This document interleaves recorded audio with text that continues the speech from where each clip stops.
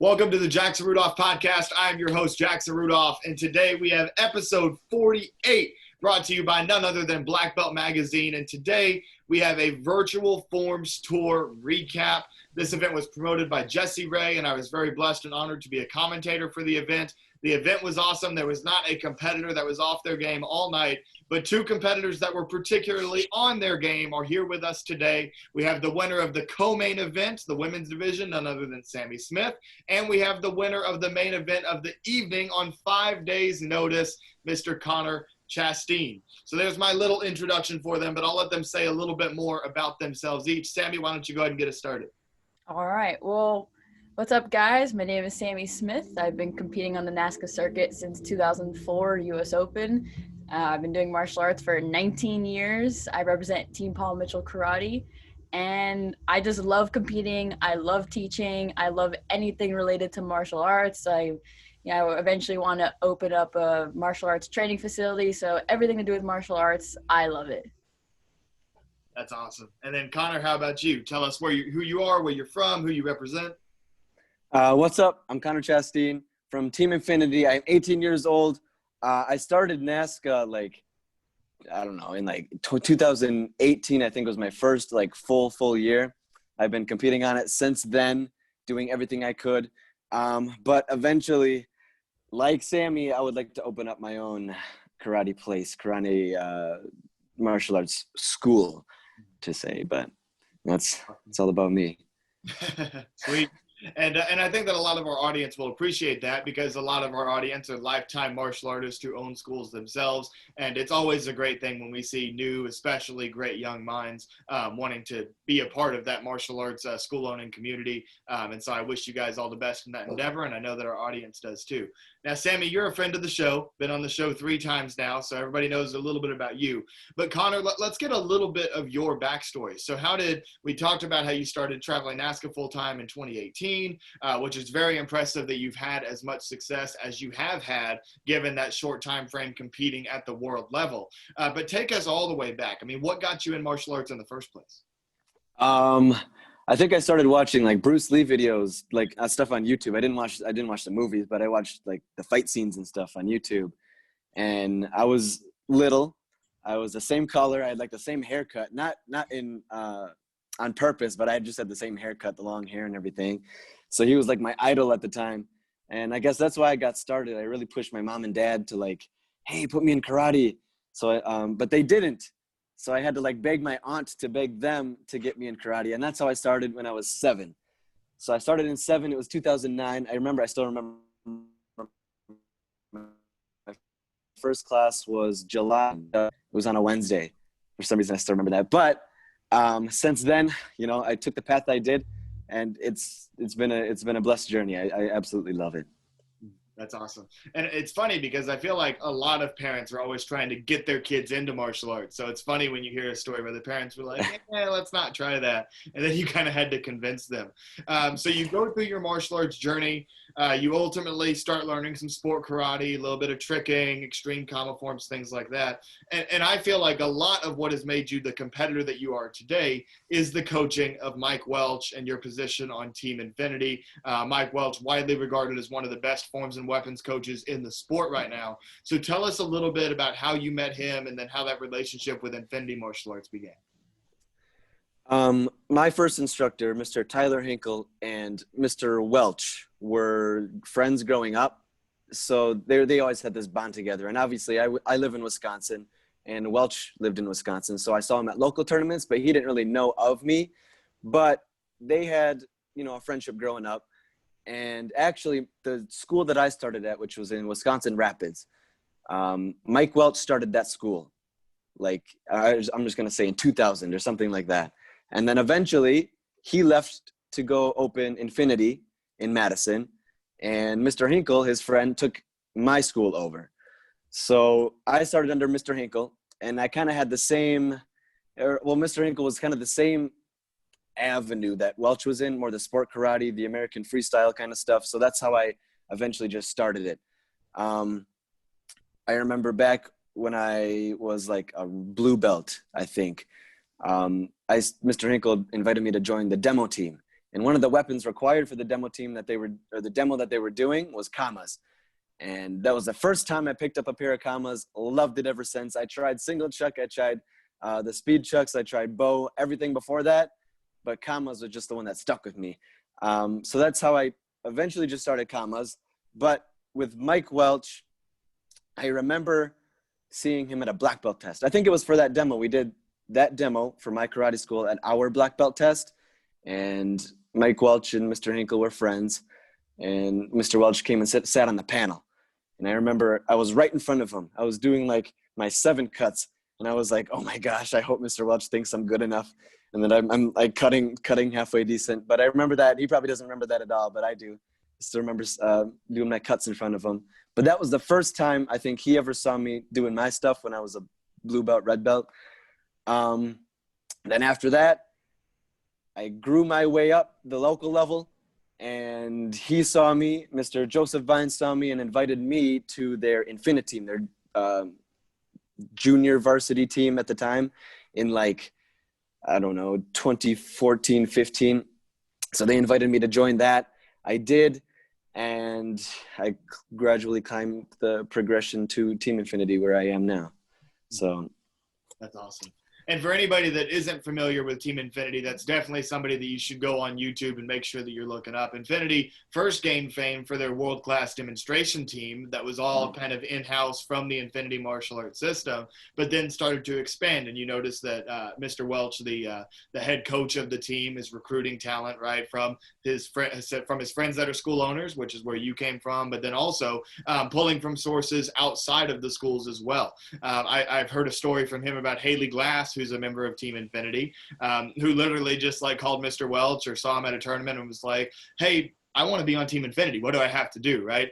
And I think that that's a testament to the way that Team Infinity has grown and developed as a team, not just has developed their individuals, but they've grown from a team that was known for team demo and successful for team demo to now a team that still has an absolutely incredible team demo, the #1 ranked contender in team demo in the world by the Black Belt Magazine rankings, but also generates world champions in the individual competition.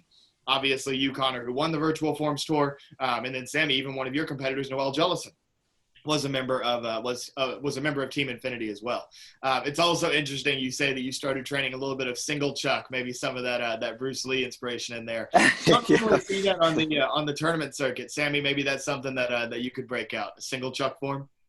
You never know. Actually, I tried to do like a couple of years ago an intro with a single chuck, and it's very hard to, you would figure that a single chuck is easier than double, but it's actually the opposite. It's very hard to come up with some creative combos with only a single chuck, but I'm definitely going to keep that in mind, so you never know. That's awesome. So I hope we do get to see something like that in the future. But now we're going to go ahead and shift a little bit. We're going to go ahead and talk about the Virtual Forms Tour. And first I want to talk about format because it was pretty unique. It's not like any other sport karate tournament that has happened thus far. So for the viewers that don't know this, the way that Virtual Forms Tour was set up is that it was 3 competitors. So it was a head-to-head competition that were pre-selected. It was invitation only. These 3 competitors were selected for each division, with the exception of the traditional division. The traditional division between Mason Stowell and Ali Sofoglu, which we'll be talking about, that was just 2 competitors and a little bit different format for the form selection. But for the creative musical extreme divisions, or CMX divisions by NASCA terms, the way that was set up is that every competitor first did an open form and then did an open weapons form, and the combined score from those 2 forms would determine the winner. In the event of a tiebreaker, there would be a 45-second weapons battle. Fortunately, none of our competitors had to have that happen. Everybody was able to just win outright, and no tiebreakers were needed. And one last note before I have you two kind of break it down a little bit was the scoring. And a lot of sport karate tournaments, we see a relative ranking system where the competitor that the judges believe should get the first place position receive a 9.99, and then the second place competitor gets a 9.98. It's a very uniform way of doing it where you're not really saying that this form was a 9.99 out of 10. You're more so saying this form deserves the first place score.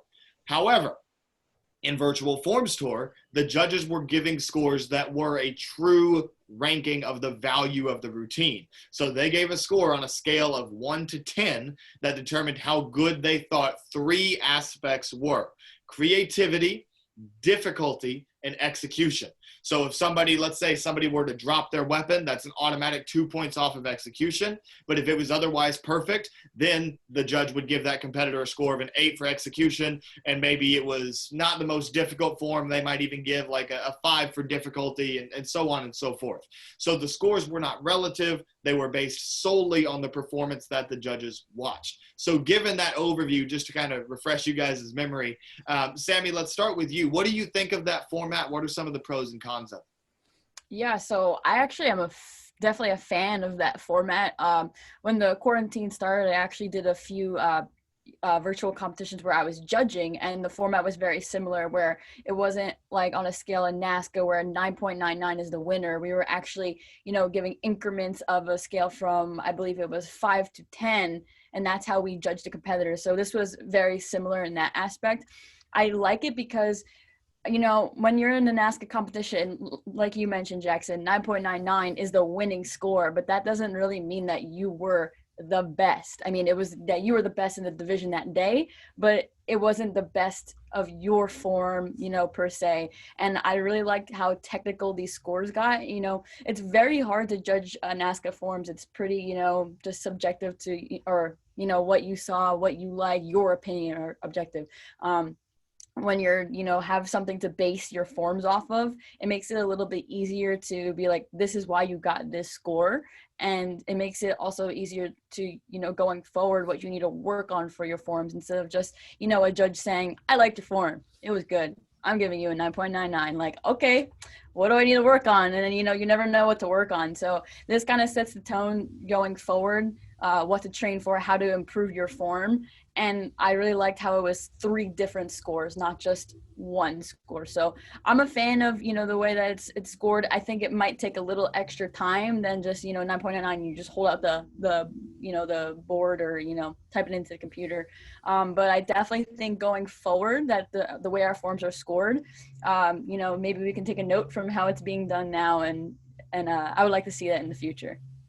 Absolutely. I agree. And another aspect of that, it's consistent with what we see in other professional sports, right? A snowboarding competition or a figure skating competition or anything else where you do a routine and then receive a score for it. It's typically a large panel of judges that is making decisions about separate categories, difficulty, execution, etc., and then ranking not relative to the other competitors, but ranking on a general scale. And that's one thing that I find very interesting. The only difficulty with that is that if you're going to do that, Virtual Forms Tour did a great job of having an all-star judging panel of past great competitors. But if you're going to do that consistently, you need the judges to be trained. You can't have some black belt that just shows up and says, "Oh, I'll help you judge today." You need judges to be trained in order for that to happen. But anyway, so Connor, what were your thoughts about the format? I love it. One thing that I always took pride in was like my martial arts side of it. So I know I can't do like quad fulls and stuff like that, but I can definitely make sure that my pull fist or chamber is there, that my kicks are clean, I have good lines and everything like that, my stances are there. That's definitely a favorite thing of mine, and the scoring kind of helped me out with that. So like commas, I made sure my cuts were clean. Obviously forms, I made sure any kick that I did, it was clean, it was good. That, I didn't need to have like the hardest trick in there to be able to win. And I think places like NASCA, or with scoring like that, it's harder for people like me or Ben Jones, Dawson Holt, for them to win, just because if we can't do the flips, but we have good karate, we still don't really get rewarded for it. And I think with that kind of scoring, or this kind of scoring, we definitely get rewarded for it a lot more. Yeah, I can see that point as well. I think that's an excellent point, Connor. And, I'm always going to be an advocate for people that want to be able to win without tricking, because I've never jumped higher than 6 inches in my life, right? So I'm somebody who's built my entire career on the use of the weapon. And that's one thing that we're going to get into with your performance. And one thing that I said in the commentary is that you ran a true weapons form. But that's going to be a teaser for later in the show. We're going to get to that. So let's take it from the very beginning, before the show even started. Did either of your preparation change going into an event like this compared to going into a tournament format? We'll start with Sammy. For sure. as I've, kind of mentioned all over social media by now, I'm sure everyone knows this, but I had a very extremely bad injury in the beginning of the season. So I wasn't able to compete at AKA Grands. I wasn't able to go to compete, and I wasn't able to go to the Irish Open, which I've always been wanting to go to because of my ankle. But I was rehabbing it for months and months and months. It was like very frustrating because I couldn't do anything that I wanted to do. And actually at that point too, I was in the process of moving houses. So not a long time ago, but my previous house, I had my own training room. I could just go downstairs. It was the size of a ring. I had all these mirrors. It was great. And it was like an iconic room. And I had moved houses, and now my new house, I have a 1-car garage with a few mats, which is, still helpful, but I'm not able to run a full form. I can't really trick in there.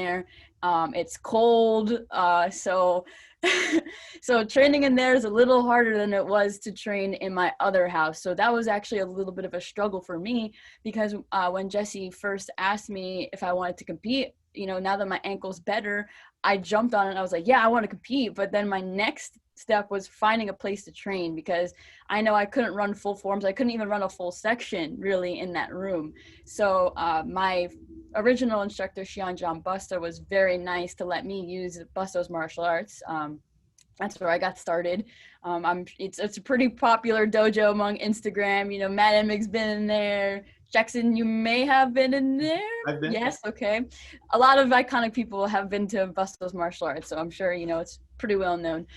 So I got to train there for about 5 or 6 weeks, and to be honest, I'm usually the type of person. I'm a very perfectionist type of person, and all the routines that I was making up, I wasn't liking them. There was something missing. I would do it, it would be good, and then I would think about nah, I don't like this.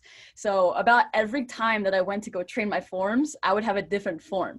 So leading up into the competition, I had the 2 forms that I did probably done the week before, last week before the competition, this past weekend.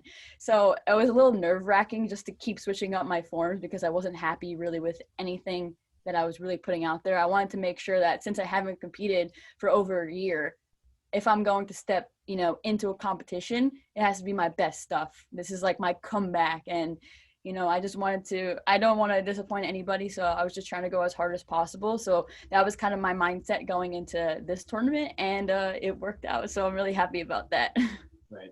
And that shows a huge benefit of these prearranged events, where you can have a 4 to 6 week training camp like other professional martial arts athletes. You look at UFC fighters or competitors from other fields. Oftentimes you get a 4 to 6 week training camp in which you can be preparing for the event. Sport karate competitors often do that for an event like the US Open, but in that 4 to 6 week training camp, we're having to go to other World Tour events as well, because we don't have that time set aside to be able to prepare for the one event. So that just goes to show how beneficial it can be to a competitor and being able to change the strategy and have that flexibility, because a lot of times our back's against the wall. We don't have time to make those kind of changes, right? And so that's one of the benefits of being able to have a training camp for a sport karate competition. Connor, anything changed about your preparation going into Virtual Forms Tour? Nothing really changed. I mean, the only bad thing was I only got 5 days notice that I was going to compete, but nothing really changed. I recently went to Destin, so I had all my forms planned out. Thankfully, I did extreme forms at Destin, which I never do. So I had an extreme form built and made. I didn't have to make it that week or within those 5 days. So thankfully I had that to go off of, but otherwise my weapons training was the same. I always make sure I'm super consistent with my forms.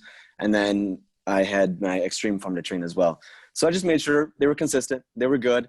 The only other thing that was weird was I had to worry about where I was going to put my phone to record it, or music. And I never have to worry about that stuff. So it was a little bit different mindset going into it.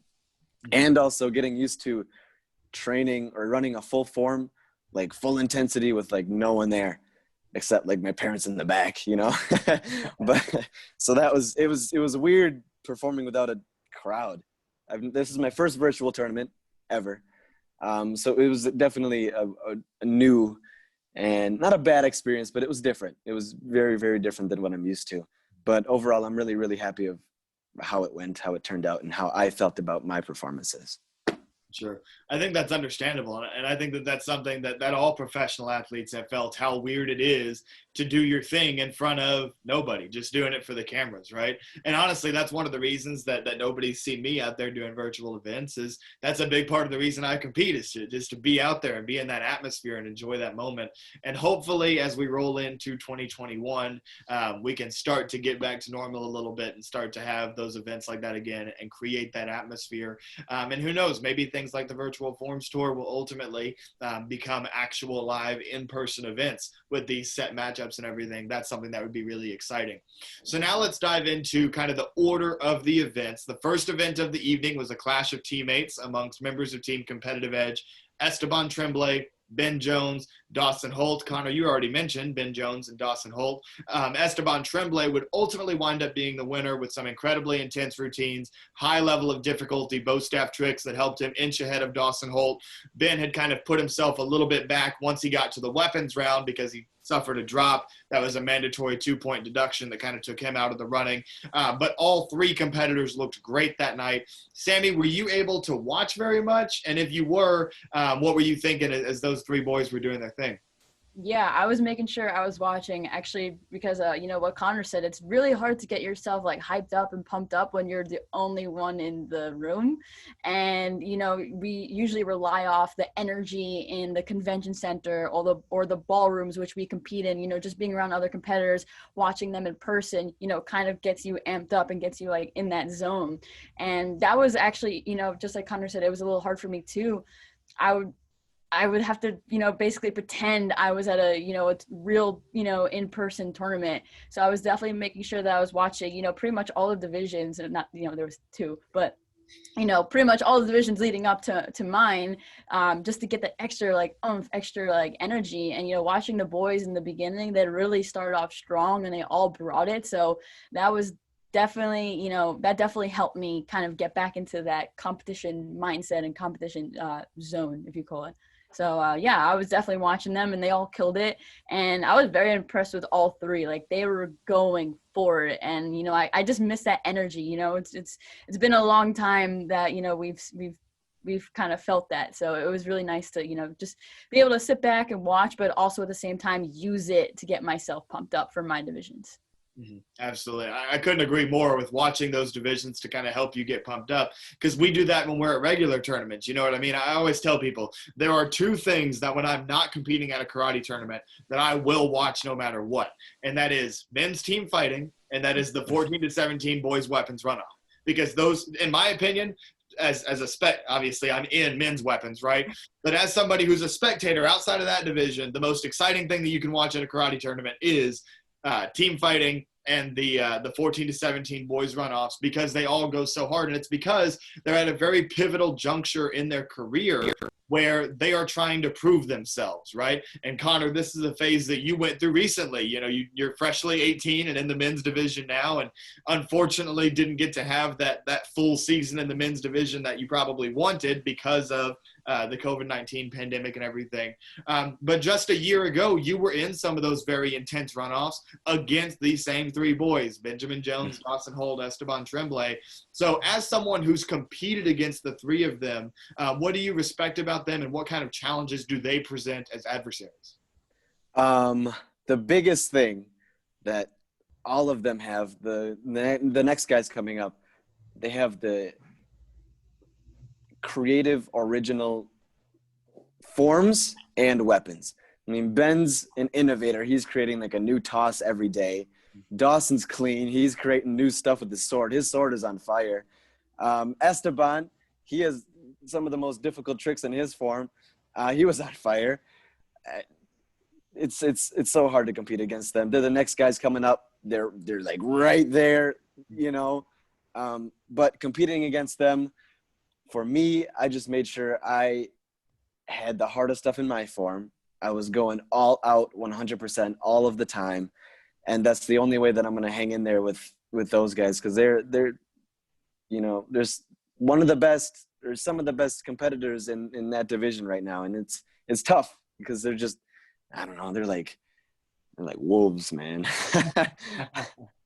Well, we kind of hope that that's the impact that we have. So for the members of the audience that don't know, I'm one of the coaches of Team Competitive Edge. I privately train both Esteban and Ben Jones, and then the other coaches of Competitive Edge are Reed and Cole Presley, and Dawson Holt is a student of Cole Presley's. And so it's very special for me as a coach to be able to see a division like that go down. And Connor, I really appreciate the praise that you give them, because I know that I'm proud of them. But it's cool to hear that other people have the same level of respect. And you know, we talk about being thrown in the fire in that 14 to 17 division, and now kind of as we transition over back to Sammy, I mean, you were somebody who in the era that you competed in, the 14 to 17 grands was always against the boys, whereas now they have them separated where it's just the girls against the girls and the boys against the boys. Sammy, at the end of the day, once you made it through all the girls, you were always going into that overall grand championship. And weapons, you were pretty much always having to be against me.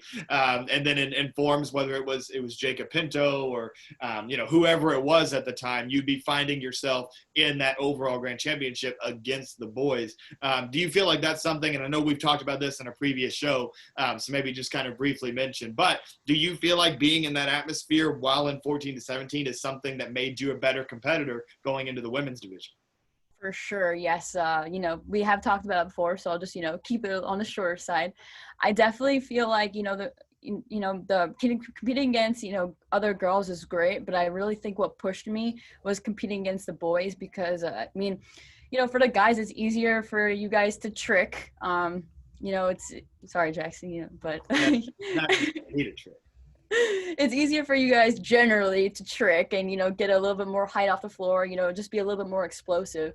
You know, it's a little harder for girls to trick, but it kind of forced me to learn how to trick like a boy. And I've actually gotten some comments thrown at me before that I trick like a boy. And I take that as a positive thing. That's what I'm going for. I don't want to look like I'm doing gymnastics in a sport karate event. If I'm going to be, you know, tricking, I want to make sure it's, you know, keeping up with the boys. And they really pushed me to get more power into my punches. And I think that's one of the things that I'm well known for now, is that when I'm doing my forms, I'm always trying to punch as hard as possible. I'm not just sticking my arms out in like a punching position. I'm trying to hurt somebody with my punches, even though I'm air fighting, you know, I'm pretending I'm in a fight, and I'm just trying to go as hard as possible.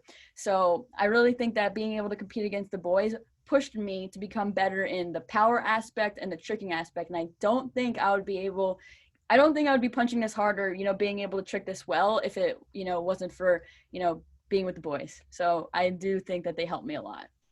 I think that's a great take. And I think that's a perspective that a lot of young female competitors should take. I feel like a lot of young females should want to compete against the boys because of how much better it made the generation that you came up in. So I always like to briefly mention that, just because I think that it's always good for everybody to compete against everybody, and everybody be put up to the ultimate test. And that's what's ultimately going to make everybody better. So now we're going to transition the next event. And Connor, we're going to ask you about this, because you have a traditional forms background. You are the Black Belt Magazine Rankings defending champion from the 2019 ISK US Open, along with your teammate Diego Rodriguez Flores, running traditional forms, right? So what were your reactions to the showdown between Ali Soufoglu, the number 3 ranked contender in the world by WKF, the World Karate Federation, and then we have Mason Stowell, a very promising young competitor who's already broken into the top 100. I believe he's 70th in the world for WKF, but in the United States, he's already climbed up into the top 20 of those rankings for the Olympics. So Connor, just what were your reactions to that division? Oh, dude, I was mind blown. Ali, he's so powerful. Oh my gosh.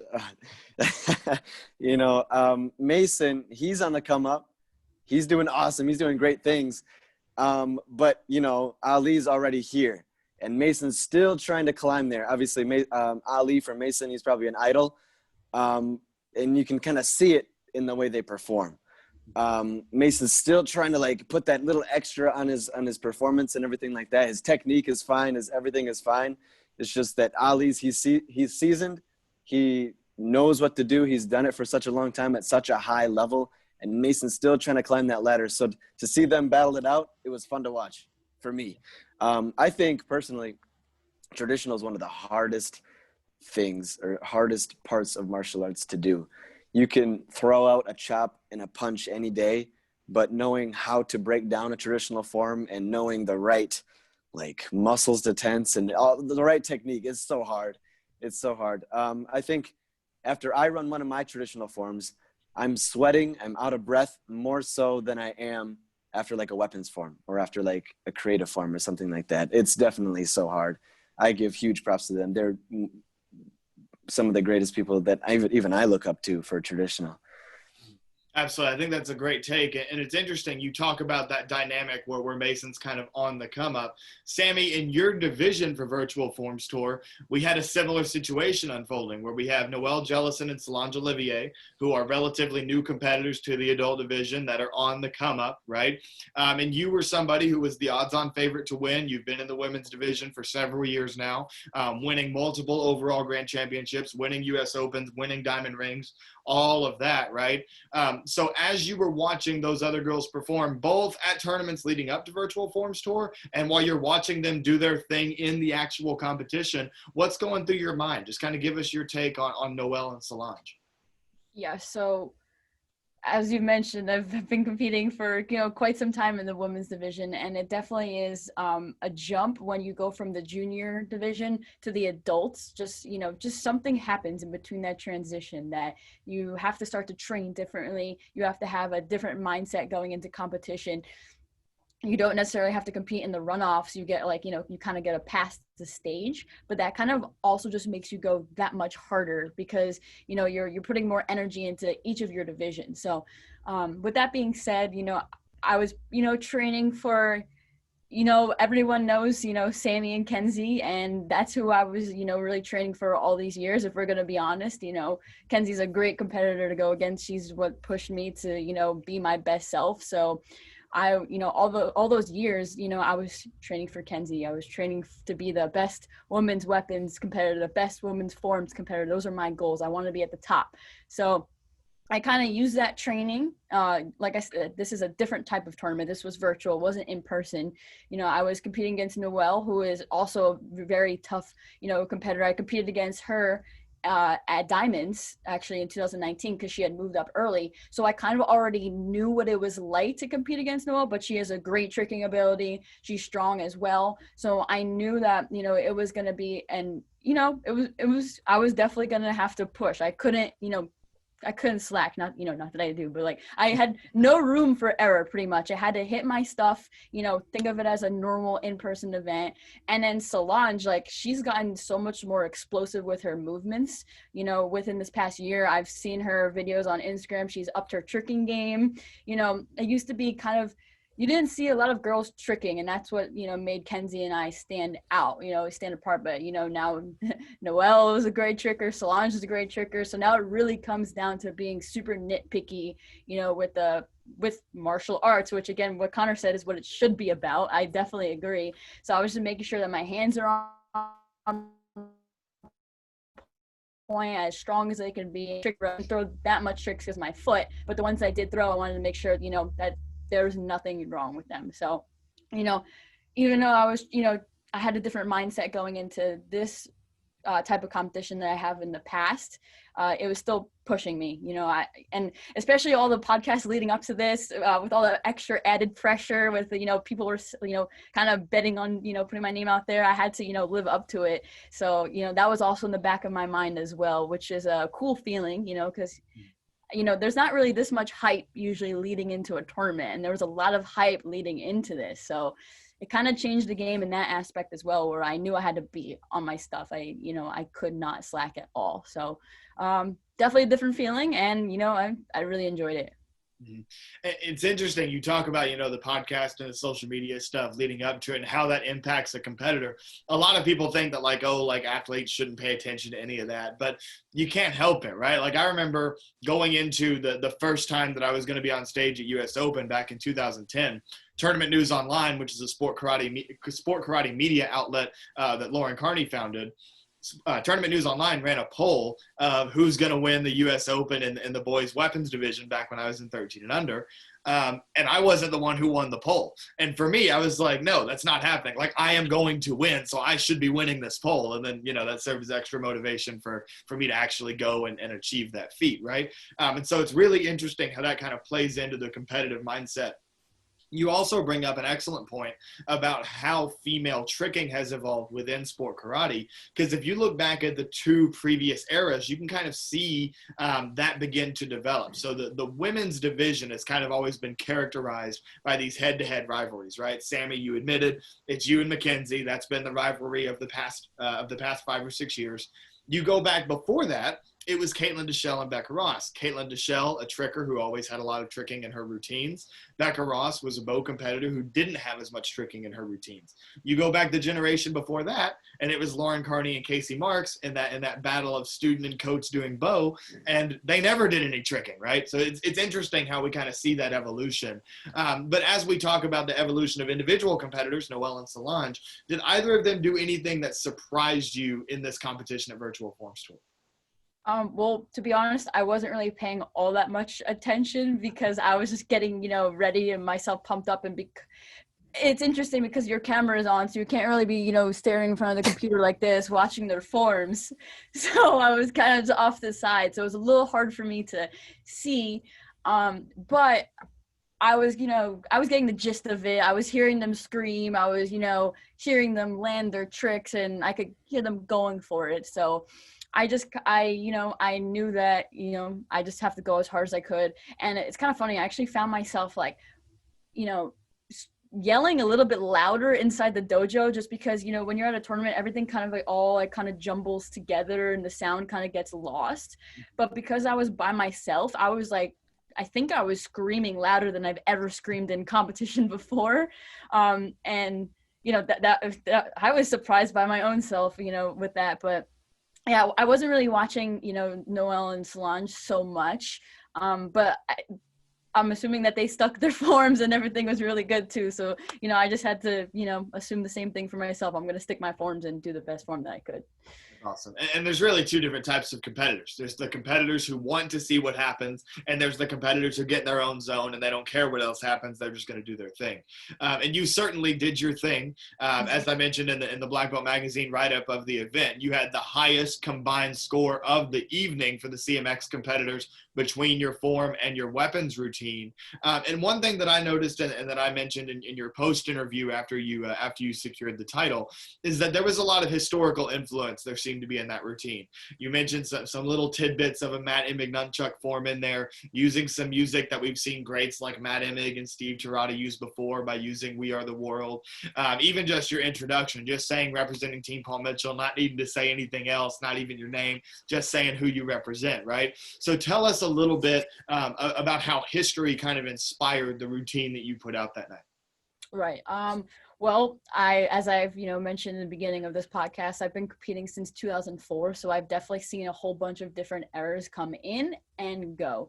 And I, exactly on par with what Connor said, I appreciate martial arts. I think that I'm always trying to bring the sport a little bit more so back. And I think tricking is nice and tricking adds to the competition, but it's not what it should be necessarily about. So in the past, I've actually tried to go back and do some old school forms, meaning like not a lot of tricks, not a lot of releases, more so manipulations of the weapons, spinning the chucks, maybe some finger rolls, some hand rolls, not so much just throwing the weapon and then going into a tricking pass.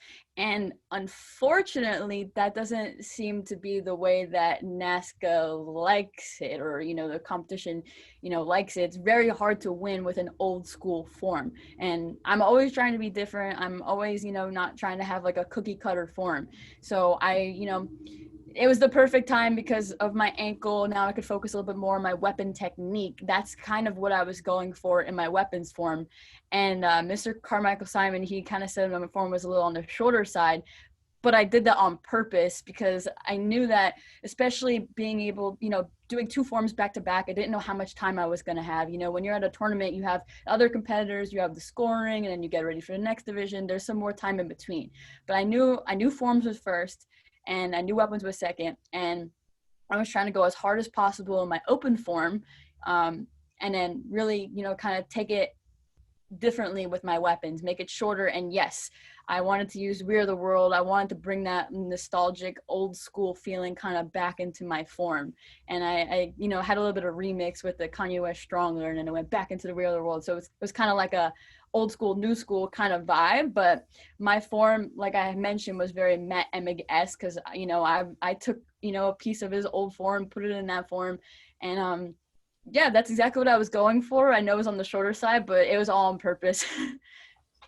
Yeah, and I appreciated the historical context too, because anybody that follows the show knows that I'm a complete nerd about this stuff. You see all the archives behind me. I've read through like 80% of these Karate Illustrated archives already. So I appreciated seeing that in a routine. And we talk about old school. Now let's go ahead and shift into Connor's division, because Connor, you actually brought in some old school. You had a Carmichael Simon kicking combo. You had the John Valera signature scissor kick with the round kick at the end of it, and your open form. And we're going to talk specifically about that form in a moment. But let's first speak more generally about your division. You were going into this on 5 days notice against Team Next Level's Shaquan Parson and against Rashad Eugene of Team DKS. So what challenges did they present as you tried to prepare for them in very short notice, and kind of carry that into, did they do anything that surprised you? Looking at what they do, I just made sure my karate was there. I can't jump as high as they can. I can't maybe move as fast as they can at some points, but I made sure my karate was definitely like my main thing that I focused on. That was what drove me to, in those 5 days, I made sure everything was perfect. But looking at what they do, again, maybe I can't do, wait, what was the second question? Just, did they do anything that surprised you? Overall, nothing that really surprised me. Maybe Rashad threw in an extra trick here and there, which I didn't really get to see as much because I was still like trying to do my own thing. But Shaquan was before me, and he does the same thing that I've always seen him do. He jumped high. Maybe he might have added a couple of tricks in there. I'm not sure, but I just made sure I was able to feed off that energy before I went. But overall, I don't think I saw anything that really surprised me, but everything that they did was super solid, and, that's all I can really feed off of, just that energy and seeing how strong they are. Shaquan's a big dude, I really have to go hard with my hand combos and everything like that. But yeah, that was my main goal, I guess, was with the karate aspect of it. Like I made sure I had my first section, I did like a low grab, a pull, a block, and a back fist with a low chop and an elbow to go into the scissor kick, that kind of stuff. I made sure my creativity was also there. That was another huge thing that I focused on as well. Absolutely. And the creativity definitely shined through in that form. I mean, you threw a point fighting blitz in the middle of your in the middle of your CMX form that you were doing, which I really haven't seen before. That was very creative, very unique. I also noticed a little bit of traditional influence. You did on your tornado kick to begin your kick pass. You actually held your hand out, kicked the hand coming through on the tornado kicks. So some really unique stuff that you threw in there, drawing from multiple elements of sport karate. However, and this is something that may have been a little bit of a controversial decision on the judges' side, you found yourself at the bottom of the pack. You found yourself in third place. Granted, first and third were only separated by 0.2 of a point, but you found yourself in third place going into the weapons round. So when you hear those scores come out, what's going through your mind at that time, and did that affect what you were going to do in the weapons round? It didn't really affect my mindset going into the weapons, because I knew I just wanted to hit a strong weapons form, and all I could do to compete against those guys was just hit the strongest extreme form that I possibly could. So after hearing those scores, I admit I was a little defeated in my heart, but going into my weapons form, that only drove me to hit that one even harder. With the weapons, I was super nervous. I didn't want to drop. I know it doesn't disqualify you, but I just didn't want to have that little error in there. I didn't want to have that separation between my form and the other two. So that was definitely a huge pressure on my shoulders as well, going into my weapons form. But yeah, it was tough going. And then my forms are always super long. My extreme form was a little bit long. I might have been able to I might be able to shorten that up a little bit, but not too much. But that was long. It was hard. I don't really normally do those. So extra jumping and stuff was like, oh my gosh, my legs are dead. But, and then weapons, my forms are just long. My sections are long. I have a bunch of cuts and my shoulders are always so tired at the end. So my legs were tired going into the weapons. And it was hard. It was a different feeling than a normal tournament, especially going against just 3 people with a little bit of scoring in between. It was tough. Absolutely. I mean, doing 2 forms at all-out intensity like that back-to-back is extremely difficult, especially given the length of your routines, like you mentioned. And you actually pulled out some new stuff in the first form, in the open form. I mean, you threw a double full, which is something. Had you done that in competition ever before, or was that the first time? That was the first time. I haven't ever done that before. That's awesome. So congratulations for hitting that milestone. And so then we go into this weapons routine. You're down. Shaquan's done his form. Shaquan was clean, impressive in his weapons division. Rashad is the guy that kind of in all of the talks leading up to the event, everybody knew that Rashad's path to victory was that he needed to win weapons because Rashad is most known as a weapons guy.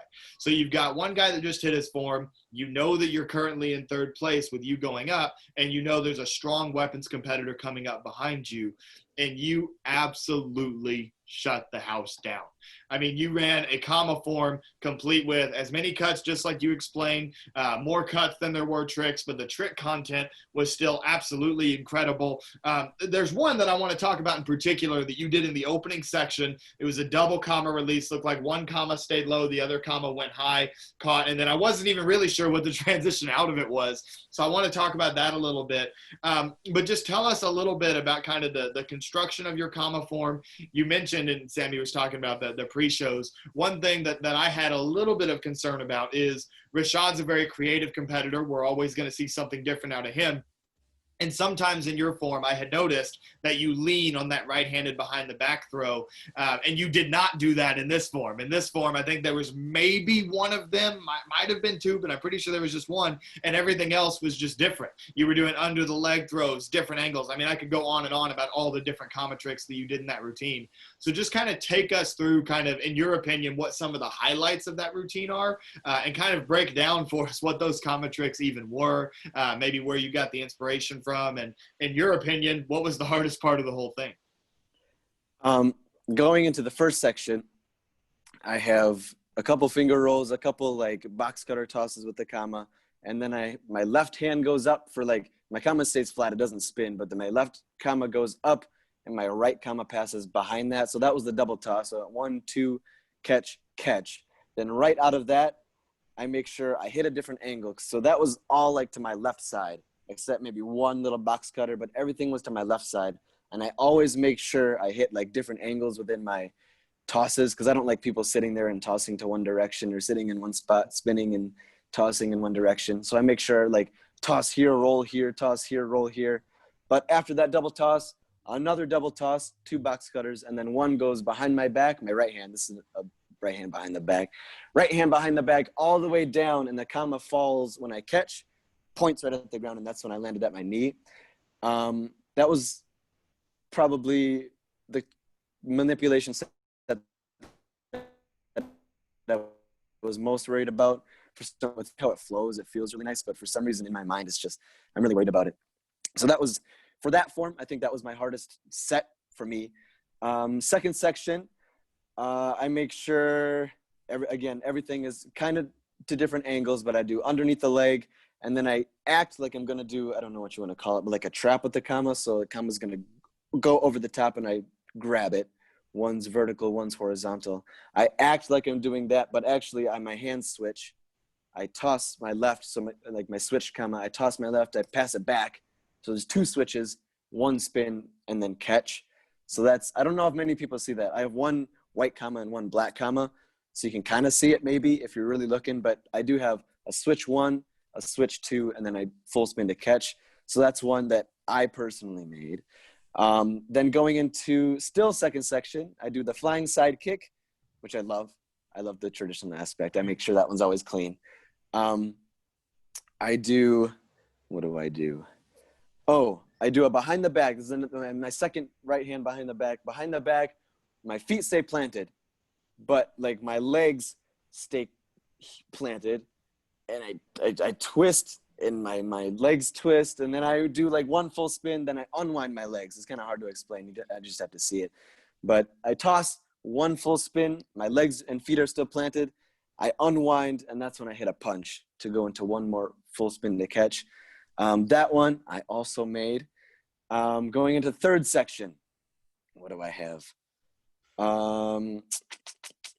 I think I was the first person with commas to do, I forgot what Reed Presley calls it, the toss the bow out and tip it.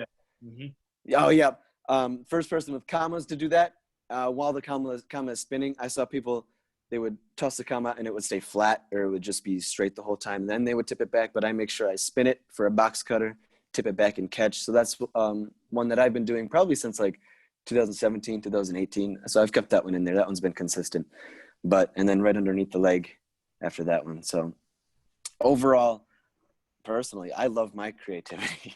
I might be a little biased, but I love my tosses.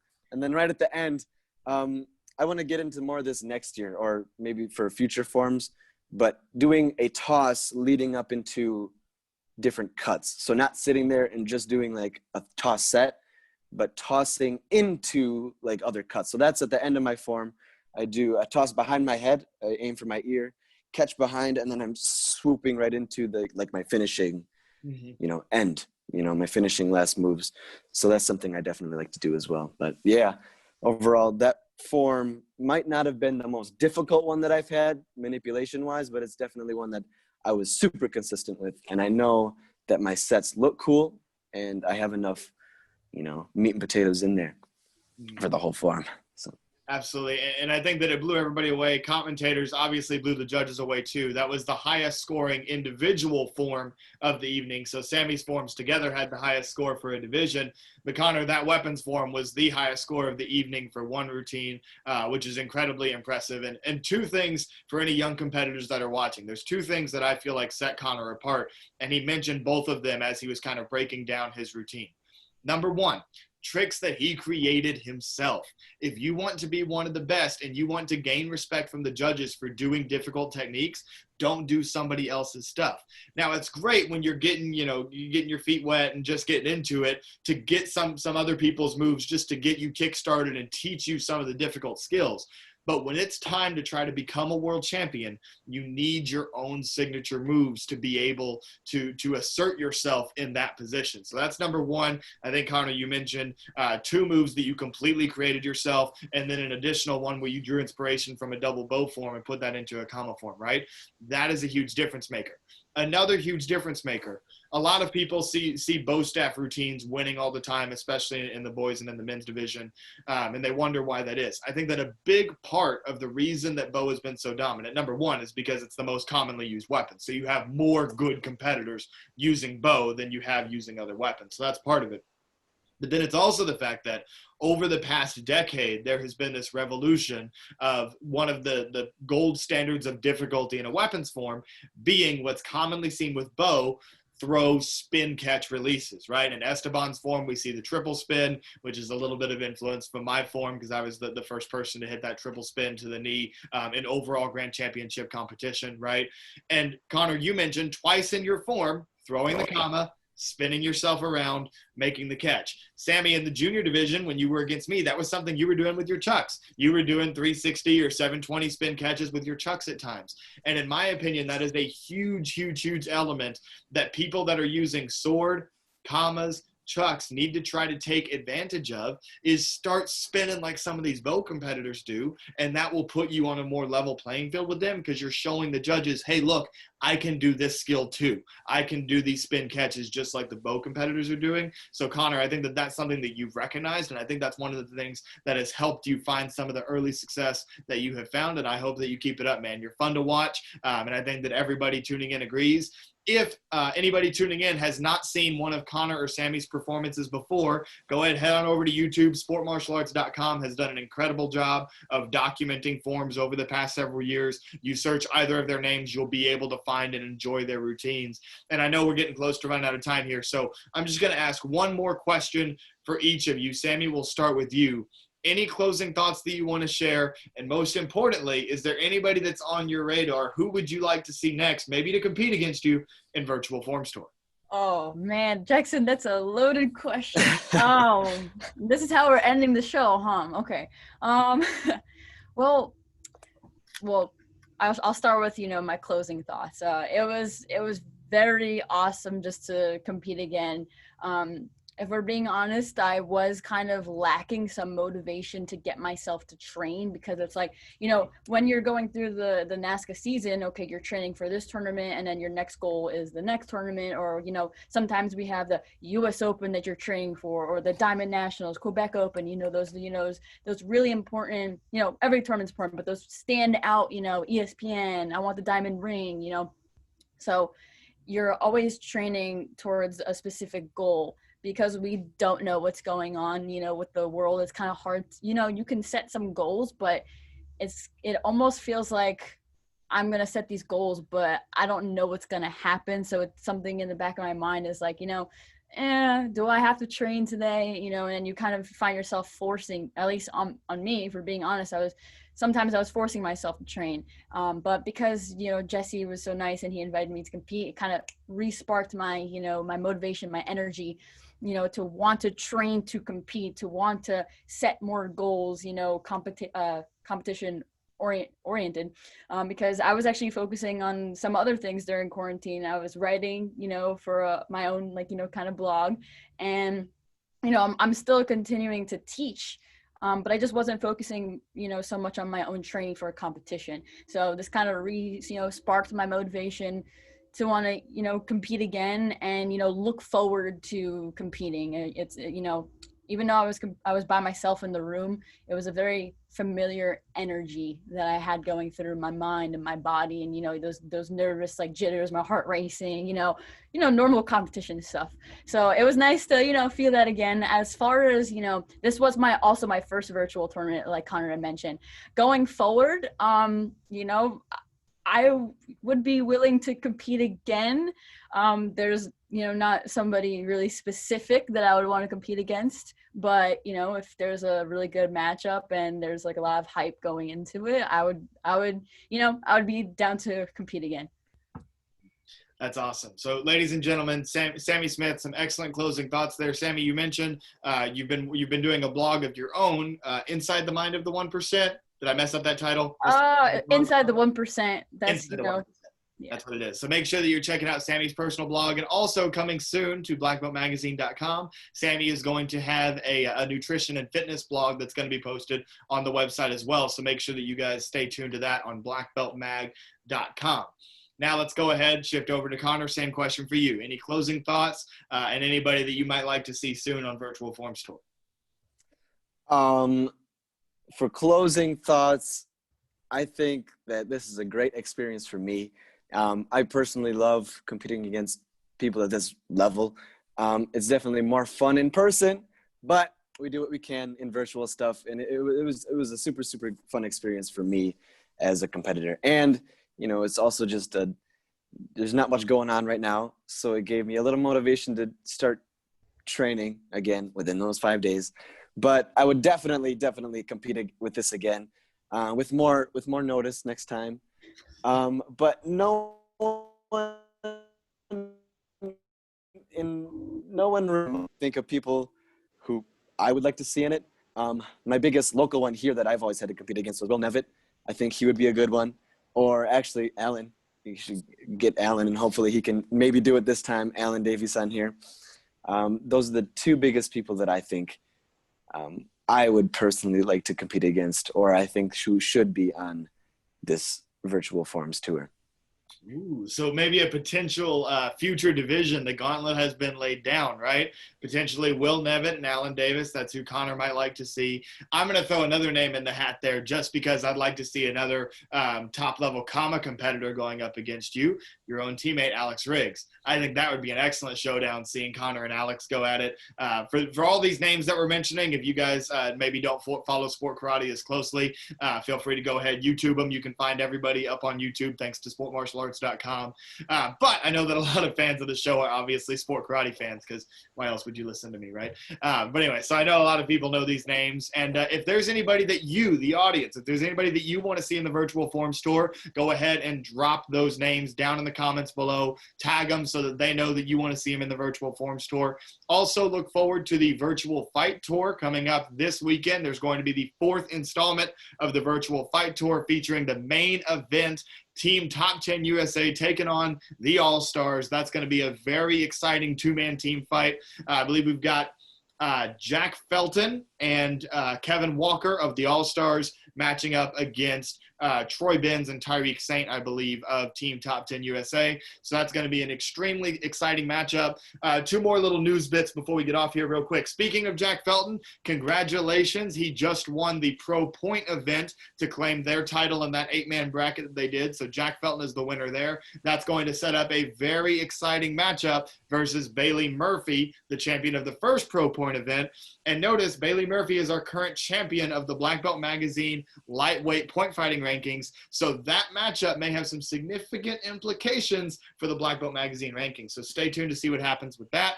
And then the last bit of news is that this is likely the last episode of the Jackson Rudolph podcast that you will see in 2020. My expectation is that we'll be back in 2021, starting off that first or second week. So stay tuned for that. If you want updates, make sure that you follow the Jackson Rudolph podcast page on Facebook. That's where I post most of the news, even though we get broadcast here, very thankfully, on Black Belt Magazine. And thank you to everybody that's tuned in today. Thank you very much, Sammy and Connor, for your time. Congratulations on your big wins at the Virtual Forms Tour. I think everybody is going to be looking forward to seeing more from you guys in the near future. But for now, that's all we have for episode 48 of the Jackson Rudolph podcast. I'm Jackson Rudolph, and I'll see you next time.